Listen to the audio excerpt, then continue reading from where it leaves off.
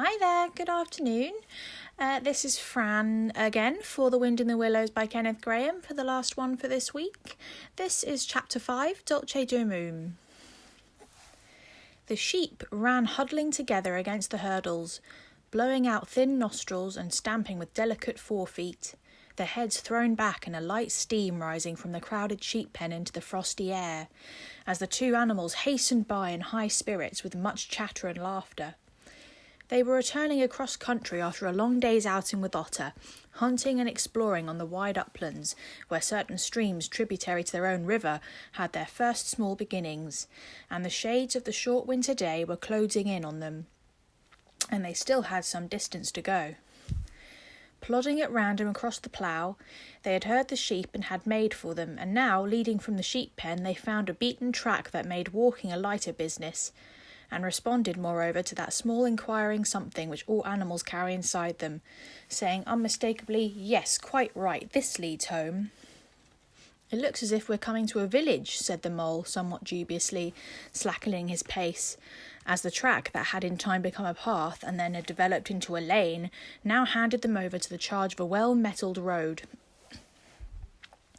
The animals did not hold with villages, and their own highways, thickly frequented as they were, took an independent course regardless of church, post office or public house. "Oh, never mind," said the rat.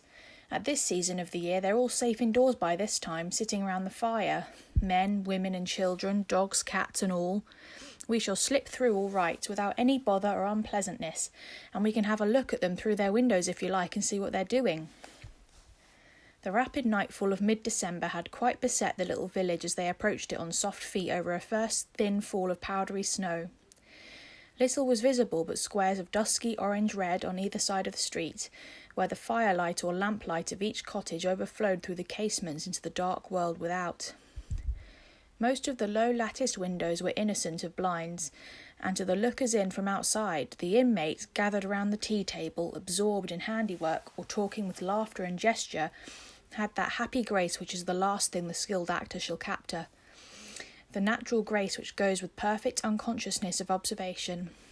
Moving at will from one theatre to another, the two spectators, so far from home themselves, had something of wistfulness in their eyes as they watched a cat being stroked, a sleepy child picked up and huddled off to bed, or a tired man stretch and knock out his pipe on the end of a smouldering log. But it's from one little window, with its blind drawn down, a mere blank transparency on the night, that the sense of home in the little curtained world within walls, the larger stressful world of outside nature shut out and forgotten, most pulsated. Close against the white blind hung a bird cage, clearly silhouetted, every wire, perch and appurtenance distinct and recognisable, even to yesterday's dull-edged lump of sugar. On the middle perch the fluffy occupant, head tucked well into feathers, seemed so near to them as to be easily stroked, had they tried. Even the delicate tips of his plumped-out plumage pencilled plainly on the illuminated screen. As they looked, the sleepy little fellow stirred uneasily, woke, shook himself, and raised his head. They could see the gape of his tiny beak as he yawned in a bored sort of way, looked round, and then settled his head into his back again, while the ruffled feathers gradually subsided into perfect stillness. Then a gust of bitter wind took them in the back of the neck, a small sting of frozen sleet on the skin woke them as if from a dream, and they knew their toes to be cold and their legs tired, and their own home a distant, weary way. Once beyond the village, where the cottages ceased abruptly on either side of the road, they could smell through the darkness the friendly fields again, and they braced themselves for the last long stretch, the home stretch, the stretch that we know is bound to end sometime in the rattle of the door latch, the sudden firelight, and the sight of familiar things greeting us as long-absent travellers from far over sea. They plodded along steadily and silently, each of them thinking his own thoughts. The moles rang a good deal on supper, as it was pitch dark, and it was all a strange country for him as far as he knew, and he was following obediently in the wake of the rat, leaving the guidance entirely to him. As for the rat, he was walking a little way ahead, as his habit was, his shoulders humped, his eyes fixed on the straight grey road in front of him, so he did not notice poor Mole, when suddenly the summons reached him and he took him like an electric shock. We others, who have long lost the more subtle of the physical senses, have not had even proper terms to express an animal's incommunications with his surroundings, living or otherwise, and have only the word smell. For instance, to include the whole range of delicate thrills which murmur to the nose of animal night and day, summoning, warning, inciting, repelling. It was one of these mysterious fairy calls from out into the void that suddenly reached Mole in the darkness, making him tingle through and through with its very familiar appeal, even while yet he could not clearly remember what it was. He stopped dead in his tracks, his nose searching hither and thither in its efforts to recapture the fine filament, the telegraphic current that so strongly moved him. A moment, and he had caught it again, and with it this time came recollection in fullest flood. Home! That was what they meant, those caressing appeals, those soft touches wafting through the air, those invisible little hands pulling and tugging all one way. Why, it must be quite close by him at that moment, his old home that he had hurriedly forsaken and never sought again that day when he had first found the river. And now it was sending out its scouts and its messengers to capture him and bring him in. Since his escape on that bright morning he had hardly given it a thought, so absorbed had he been in his new life, in all its pleasures, its surprises, its fresh and captivating experiences. Now, with the rush of old memories, how clearly it stood up before him in the darkness. Shabby indeed, and small and poorly furnished, and yet his, the home he had made for himself, the home he had been so happy to get back to after his day's work. And the home had been happy with him too, evidently, and was missing him, and wanted him back, and was telling him so through his nose, sorrowfully, reproachfully, but with no bitterness or anger, only with plaintive reminder that it was there and wanted him. The call was clear, the summons was plain. He must obey it instantly and go. "Ratty!" he called, full of joyful excitement. "Hold on, come back, I want you quick." "Oh, come along, Mole, do," replied the rat cheerfully, still plodding along. "Please stop, Ratty," pleaded the poor Mole in anguish of heart. "You don't understand. It's my home, my old home. I've just come across the smell of it, and it's close by here, really quite close. And I must go to it, I must. Oh, come back, Ratty, please, please come back." The rat was by this time very far ahead, too far to hear clearly what the Mole was calling, too far to catch the sharp note of painful appeal in his voice. And yet he was much taken up with the weather, for he too could smell something suspiciously like approaching snow. "Mole, we mustn't stop now, really," he called back. "We'll come for it tomorrow, whatever it is you found. But I daren't stop now, it's late, and the snow's coming on again, and I'm not sure of the way. And I want your nose, Mole, so come on quick, there's a good fellow." And the rat pressed forward on his way without waiting for an answer. Poor Mole stood alone in the road, his heart torn asunder and a big sob gathering, somewhere low down inside him, to leap up to the surface presently, he knew, in passionate escape. But even under such a test as this, his loyalty to his friend stood firm. Never for a moment did he dream of abandoning him. Meanwhile, the wafts from his old home pleaded, whispered, conjured, and finally claimed him imperiously. He dared not tarry longer within their magic circle. With a wrench that tore his very heartstrings, he set his face down the road and followed submissively in the track of the rat, while faint, thin little smells, still dogging his retreating nose, reproached him for his new friendship and his callous forgetfulness. With an effort he caught up to the unsuspecting rat, who began chatting cheerfully about what they would do when they got back, and how jolly a fire of logs in the parlour would be, and what a supper he meant to eat, never noticing his companion's silence and distressful state of mind. At last, however, when they had gone some considerable way further, and were passing some tree stumps at the edge of a copse that bordered the road, he stopped and said kindly, "Look here, Mole, old chap, you seem dead tired. No talk left in you, and your feet dragging like lead. We'll sit down here for a minute and rest. The snow has held off so far, and the best part of our journey is over." The Mole subsided forlornly on a tree stump and tried to control himself, for he felt it surely coming. The sob he had fought with for so long refused to be beaten.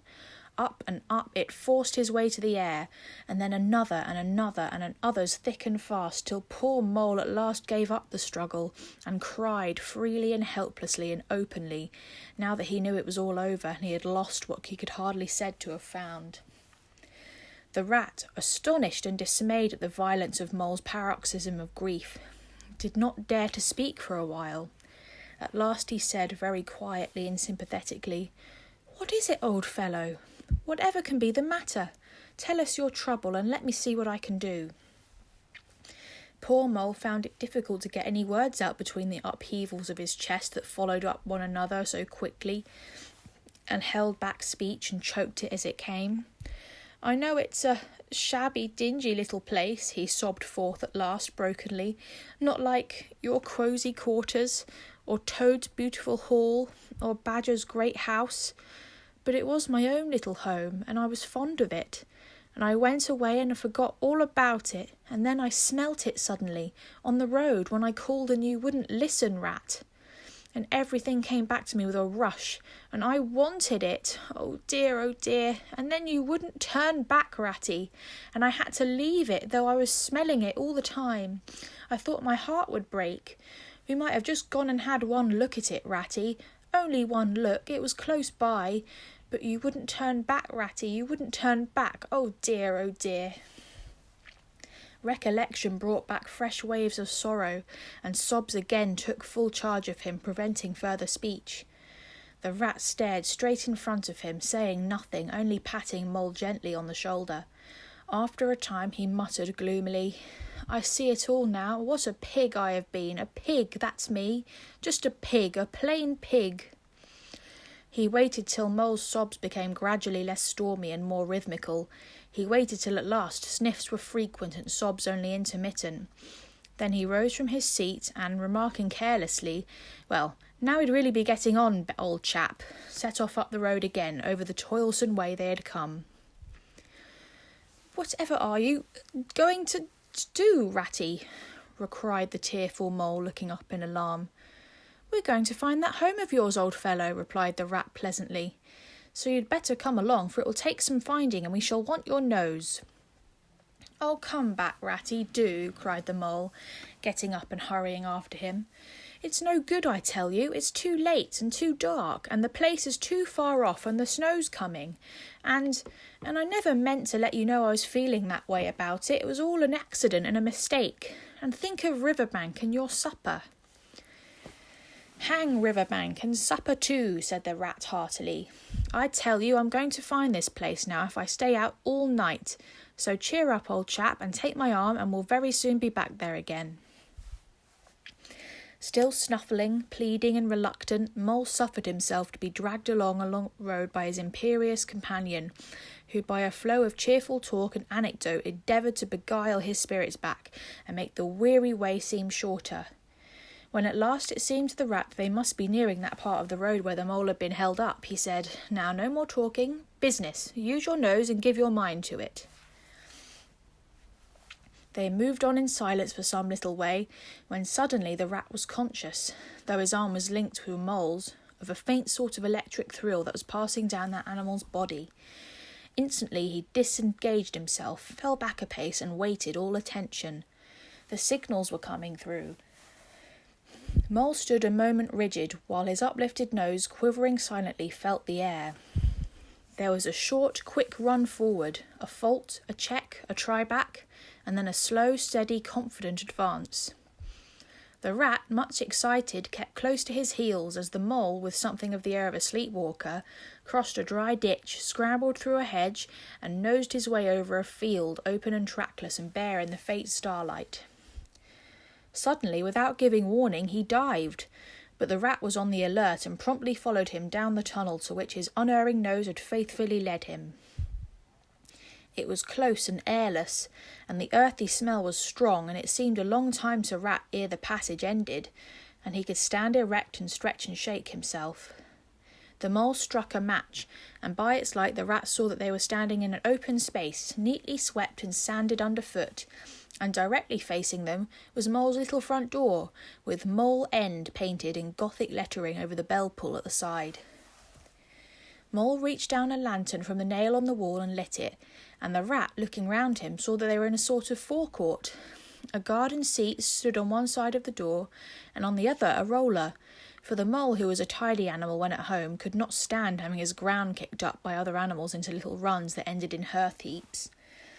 On the walls hung wire baskets with ferns in them, alternating with brackets carrying plaster statuary, Garibaldi and the infant Samuel and the Queen Victoria and other heroes of modern Italy.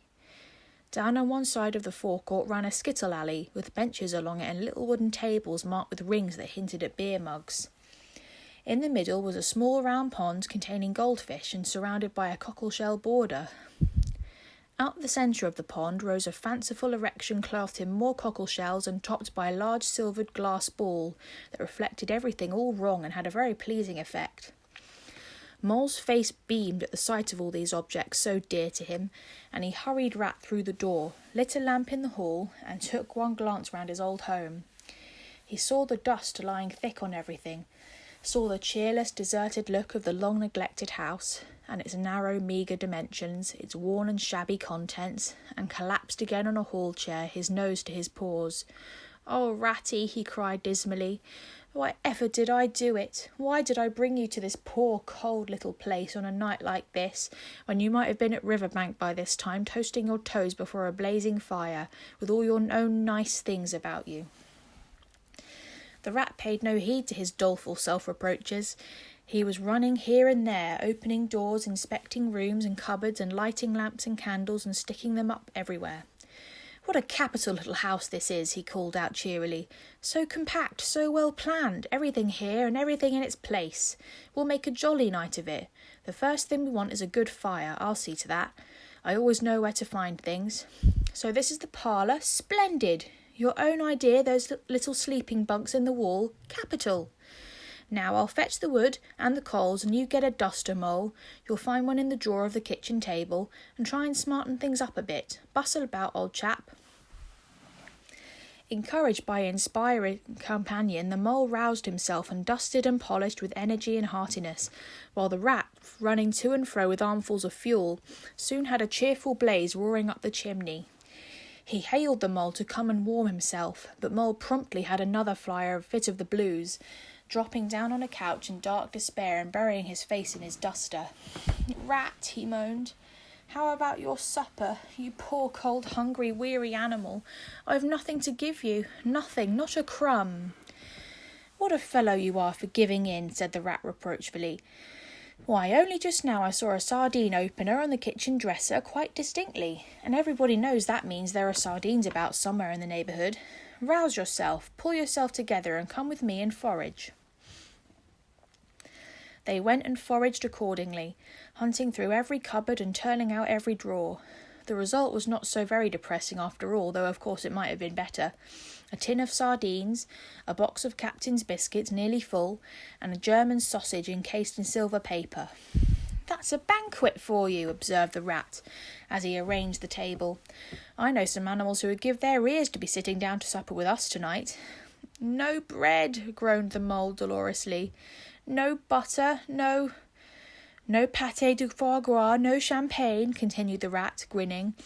"And that reminds me, what's that little door at the end of the passage? Your cellar, of course. Every luxury in this house. Just you wait a minute." He made for the cellar door and presently reappeared somewhat dusty with a bottle of beer in each paw and another under each arm. "Self-indulgent beggar you seem to be, Mole," he observed. "Deny yourself nothing. This is really the jolliest little place I ever was in. Now, wherever did you pick up those prints? Make the place look so home-like, they do. No wonder you're so fond of it, Mole. Tell us all about it and how you came to make it what it is." Then, while the rat busied himself fetching plates and knives and forks and mustard while he mixed in an egg cup, the mole, his bosom still heaving with the stress of his recent emotion, related somewhat shyly at first, but with more freedom as he warmed to his subject, how this was planned, and how that was thought out, and how this was what got through a windfall from his aunt, and that was a wonderful find and a bargain, and this other thing was bought out of laborious savings and a certain amount of going without. His spirits finally quite restored, his must needs go and caress his possessions and take a lamp and show off their points to his visitor and expatiate on them, quite forgetful of the supper they both so much needed. Rat, who was desperately hungry but strove to conceal it, nodding seriously, examining with a puckered brow, and saying "wonderful" and "most remarkable" at intervals when the chance for an observation was given him. At last the rat succeeded in decoying him to the table, and had just got seriously to work with the sardine opener when sounds were heard from the forecourt without. Sounds like the scuffling of small feet in the gravel, and a confused murmur of tiny voices, while broken sentences reached them. "Now, all in a line. Hold the lantern up a bit, Tommy. Clear your throats first. No coughing after I say 1, 2, 3. Where's young Bill? Here, come on, do, we're awaiting." "What's up?" inquired the rat, pausing in his labours. "I think it must be the field mice," replied the mole, with a touch of pride in his manner. "They go round carol singing regularly at this time of the year. They're quite an institution in these parts, and they never pass me over. They come to Mole End last of all, and I used to give them hot drinks and supper too sometimes when I could afford it. It will be like old times to hear them again." "Let's have a look at them," cried the rat, jumping up and running to the door. It was a pretty sight, and a seasonable one. They met their eyes when they flung the door open. In the forecourt, lit by the dim rays of a horn lantern, some 8 or 10 little field mice stood in a semicircle, red worsted comforters around their throats, their forepaws thrust deep into their pockets, their feet jigging for warmth. With bright beady eyes they glanced shyly at each other, sniggering a little, sniffing and applying coat sleeves a good deal. As the door opened, one of the elder ones that carried the lantern was just saying, "Now then, 1, 2, 3, and forthwith their shrill little voices uprose on the air, singing one of the old-time carols that their forefathers composed in fields that were fallow and held by frost, or when snowbound in chimney corners, and handed down to be sung in the miry streets of lamp-lit windows at Yule-time. Carol. Villagers all this frosty tide, let your doors swing open wide. Though wind may follow and snow beside, yet draw us in by your fire to bide. Joy shall be yours in the morning. Here we stand in the cold and the sleet, blowing fingers and stamping feet. Come from far away you to greet, you by the fire and we in the street, bidding you joy in the morning. For ere one half of the night was gone, sudden a star has led us on, raining bliss and benison, brisk tomorrow and more anon, joy for every morning. Good man Joseph toiled through the snow, saw the sty o'er a stable low. Mary said she might not further go, welcome thatch and little below, joy was hers in the morning. And then they heard the angels tell, who were the first to cry Noel? Animals all, as it befell, in the stable where they did dwell, joy shall be theirs in the morning. The voices ceased, the singers, bashful but smiling, exchanged sidelong glances, and the silence succeeded, but for a moment only. Then, from up above and far away, down the tunnel they had so lately travelled was borne to their ears in a faint musical hum, the sound of distant bells ringing a joyous and clangorous peal. "Very well sung, boys," cried the rat heartily, "and now come in along all of you, and warm yourselves by the fire, and have something hot." "Yes, come along, field mice," cried the mole eagerly. "This is quite like old times. Shut the door after you, pull up that settle to the fire. Now you wait just a minute while we—" "Oh, Ratty!" he cried in despair, plumping down on a seat with tears impending. "Whatever are we doing? We've nothing to give them." "You leave that all to me," said the masterful rat. "Here, you with the lantern, come over this way, I want to talk to you. Now tell me, are there any shops open at this hour of the night?" "Why, certainly, sir," replied the field mouse respectfully. "At this time of the year our shops keep open to all sorts of hours." "Then look here," said the rat. "You go off at once, you and your lantern, and you get me—" Here much muttered conversation ensued, and the mole only heard bits of it, such as, "Fresh, mind? No, a pound of that will do. See you get Buggins, for I won't have any other. No, only the best. If you can't get it there, try somewhere else. Yes, of course, home-made, no tinned stuff. Well then, do the best you can." Finally, there was a chink of coin passing from paw to paw. The field mouse was provided with an ample basket for his purchases, and off he hurried, he and his lantern. The rest of the field mice, perched in a row on the settle, their small legs swinging, gave themselves up to the enjoyment of the fire, and toasted their chilblains till they tingled, while the mole, failing to draw them into easy conversation, plunged into family history and made each of them recite the names of his numerous brothers, who were too young, it appeared, to be allowed to go out a-carolling this year, but looked very forward to winning the parental consent. The rat, meanwhile, was busy examining the label on one of the beer bottles. "I perceive this to be old Burton," he remarked approvingly. "Sensible, Mole. The very thing. Now we shall be able to mull some ale. Get the things ready, Mole, while I draw the corks." It did not take long to prepare the brew and thrust the tin heater well into the red heart of the fire, and soon every field mouse was sipping and coughing and choking, for a little mulled ale goes a long way, and wiping his eyes and laughing and forgetting he had ever been cold in all his life. "They act plays too, these fellows," the mole explained to the rat. "Make them all up by themselves and act them afterwards. And very well they do it too. They gave us a capital one last year about a field mouse who was captured at sea by a Barbary corsair and made to row in a galley, and when he escaped and got home again his lady love had gone into a convent. Here you were in it, I remember. Get up and recite a bit." The field mouse addressed got up on his legs, giggled shyly, looked round the room and remained absolutely tongue-tied. His comrades cheered him on, Mole coaxed and encouraged him, and the rat went so far as to take him by the shoulders and shake him, but nothing could overcome his stage fright. They were all busily engaged on him like watermen applying the Royal Humane Society's regulations to a case of long submersion, when the latch clicked, the door opened, and the field mouse with the lantern reappeared, staggering under the weight of his basket. There was no more talk of play-acting once the very real and solid contents of the basket had been tumbled out onto the table. Under the generalship of Rat, everybody was set up to do something or to fetch something.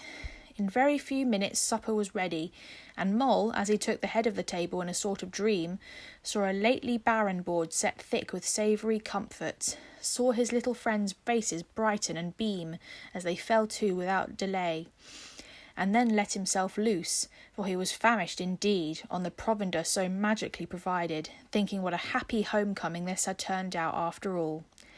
As they ate, they talked of old times, and the field mice gave him the local gossip up to date, and answered as well as they could the 100 questions he had to ask them.